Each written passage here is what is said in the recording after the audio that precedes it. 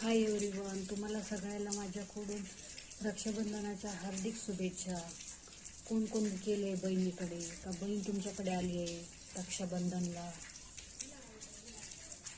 मी काही गेली नाही आणि माझ्या भावाने पण मला काही कॉल केला नाही आणि बोलवलं नाही, तो पण माझ्याकडे आला नाही.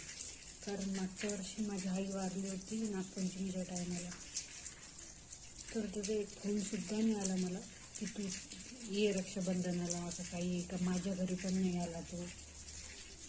आई नसली माहेरात की काही खरं नाही. आई वडील आहे तोपर्यंत माहेरी, आई वडील गेल्यावर काही खरं नाही. वडील आहेत मला,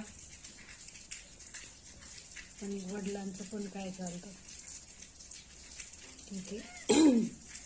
आई आईच राहते, आईची बरोबर कोणी नाही करू शकत.